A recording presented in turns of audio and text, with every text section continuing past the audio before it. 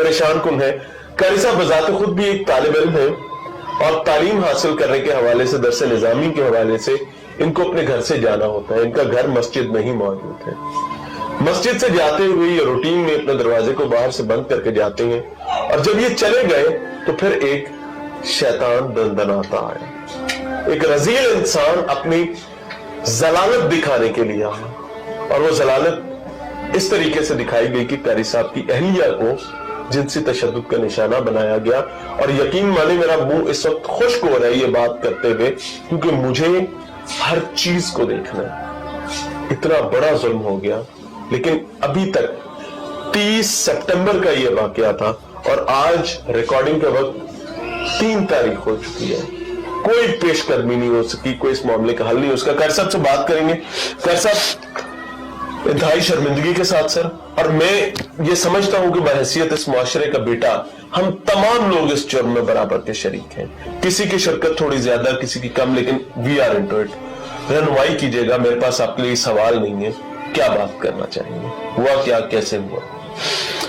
मैं एक तालिब इल्म हूँ, मैं पढ़ाने के लिए जाता हूँ रूटीन के मुताबिक।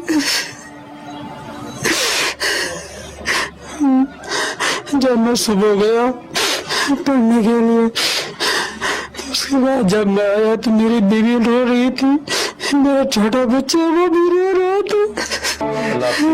अल्लाह फरमाए। ये मरसा जी मस्जिद कमेटी के मुंतजिम बैठे, मैं कर सब चाहूंगा माइक आप आगे दे दें। हमें ऑब्वियसली ये एक ऐसा वाकया है जिसमें एहतियात जरूर करनी है। सर रहनुमाई फरमाइएगा कि आप मस्जिद कमेटी के इंतजामात को भी देखते हैं, ज़ाहिर है और भी लोग होंगे आपके साथ। मैं कारी साहब से ज्यादा बात नहीं करूंगा, ना ही उन खातून से करूंगा, वो ज़ाहिर है हमारी बहन है, तकलीफ में है, परेशानी में है। वाकया क्या हुआ? वाकया ऐसे ही हुआ कि ये जैसे कि सब मोहल्ले वालों को पता है, ये इस मस्जिद में जब कारी साहब आए हैं इधर तो बाजी रो रही थी, बच्चा इधर बाहर रो रहा था। बच्चे की उम्र कितनी है? बच्चे की तकरीबन 7-8 साल, सॉरी 7-8 माह उम्र है। ठीक है, तो बच्चा रो रहा था तो कारी साहब ने पूछा बाजी से, तो बाजी खामोश हो गई। इसने फिर पूछा, बार बार पूछा, बाजी ने बता दिया इसे, ठीक है, कि मेरे साथ ऐसा हुआ है, फलाना आदमी ये करके गया।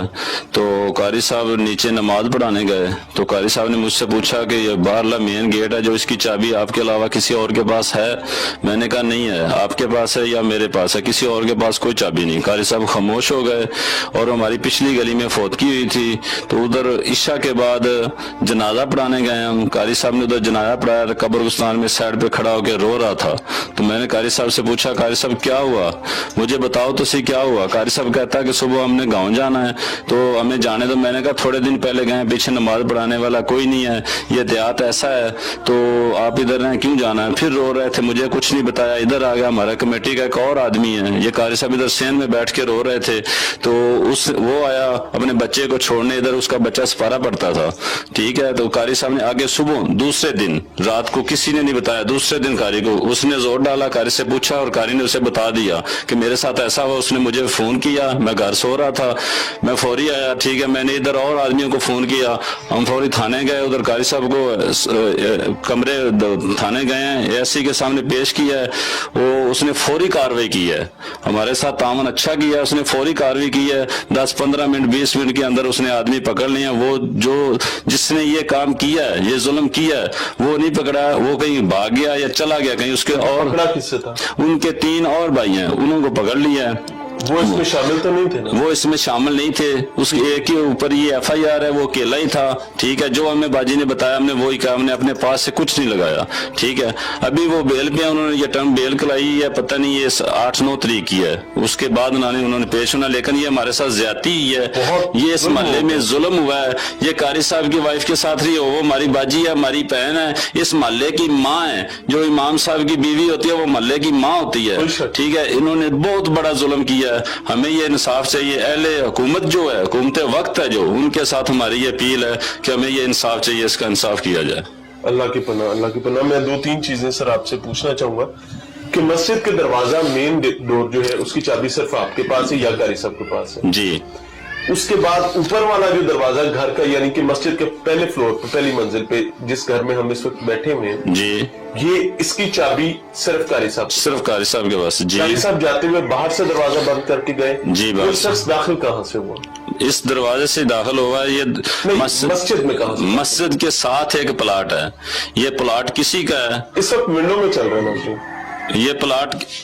یہ پلاٹ کسی کا ہے. آپ یہیں پر بات کریں وہ ونڈو میں چل رہا ہے. یہ پلاٹ کسی کا ہے. انہوں نے ان کو چابی دی ہے. یہ پلاٹ کی دیکھ بھال کرتے ہیں. ادھر ان کا کوئی سامان وغیرہ پڑا ہے. یہ پلاٹ میں آ جاتے ہیں, ادھر بیٹھتے ہیں, ٹک ٹاک بناتے ہیں, تصویریں کھینچتے ہیں. تو یہ پلاٹ بالکل مسجد کے ساتھ تھا. وہ کافی عرصے سے یا کافی دنوں سے یا کچھ ماہ سے دیکھ رہا تھا, یہ سارا کچھ کر رہا تھا. ٹھیک ہے, تو وہ قاری صاحب کا دھیان رکھتا تھا. قاری صاحب گیا تو وہ ایسے ہی اس نے مسجد کے ساتھ جو دیوار ہے چھلانگ لگائی ہے سیڑھیوں کے اوپر, سیدھا باہر سے کنڈی لگی تھی, کنڈی کھول کے اندر آ گیا. ایک لمحے کے لیے اس کو اس چیز کا احساس نہیں ہوا کہ یہ معاملہ تو کھل جائے گا. کیا وہ کسی بدگمانی میں تھا کہ معاملہ کھلے گا نہیں, پتہ نہیں چلے گا؟ وہ کیا سوچ گیا؟ جی ایسا ہی تھا کہ اسے پتا ہے یہ قاری صاحب ہے, اس باجی نے کیا بتانا ہے, پردیسی ہے, ہم دبا دیں گے, اس کچھ نہیں بتائے گا. یہ قاری صاحب اس کے باپ کے پاس گیا ہے کسی کو بتانے سے پہلے. اچھا, اس کے باپ کے پاس گیا ہے کہ یہ ہوا ہے, تو اس کے باپ نے اسے کہا خاموش ہو جاؤ, آپ کسی کو نام نہ لینا, آپ کی عزت نہیں رہے گی, آپ کے پیچھے کوئی نماز نہیں پڑے گا. اچھا, آپ کی عزت نہیں رہے گی جن کی گھر میں آپ نے ظلم کر دیا, اور آپ کے بیٹے کی عزت رہے گی جس نے یہ ظلم کیا. جی اس نے کہا آپ نے کسی کو نہیں بتانا. قاری نے اس لیے ہمیں بتایا نہیں. آگے دوسرے دن وہ بھی ہم نے میرے کمیٹی کا ایک ساتھ لڑکا ہے ذیشان, اس نے اس کے اوپر زور ڈالا ہے, اس نے اسے بتایا, پھر ہم نے کارروائی کی ہے. ناظرین, ایک ایسا شرمناک معاملہ ہے کہ اس معاشرے میں جس میں ہم رہتے ہیں, ہماری مائیں بہنیں بیٹیاں بھی رہتی ہیں, اور ہم ایک انتظام سمجھتے ہیں کہ ایک نظام موجود ہے. مجھے اس فکرے نے ایک لمحے کے لیے لرزا دیا کہ جو ظلم کرتا ہے وہ یہ سمجھتا ہے کہ مظلوم کی عزت نہیں رہے گی, لیکن ظالم کی عزت کیا قائم رہے گی؟ ایکچولی یہ سوچ کیوں ہے؟ اس کی وجہ یہ ہے کہ یہ سوچ حقائق پر مبنی ہے. ہمارا معاشرہ اتنا خراب ہو چکا ہوا ہے کہ ہم ہمیشہ ظالم اور طاقتور کا ساتھ دینا اپنے لیے آسودگی کا باعث سمجھتے ہیں. کمزور کے ساتھ کھڑا ہونا ہمیں لگتا ہے کہ شاید ہمیں بھی کمزوری میں دھکیل دے گا.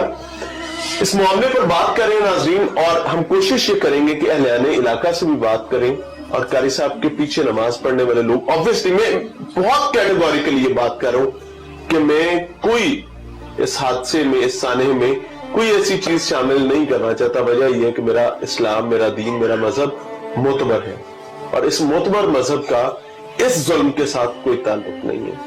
میرے دین کو دیکھا جائے تو اس میں اس کی سزا اتنی شدید ہے کہ اگر وہ سزائیں نافذ کر دی جائیں عمران خان صاحب, تو یقین مانے کہ ایک کے بعد دوسرا کیس شاذ و نادر ہی ہوگا, اور انشاءاللہ وہ بھی نہیں ہوگا. اس پر سوچ کے تو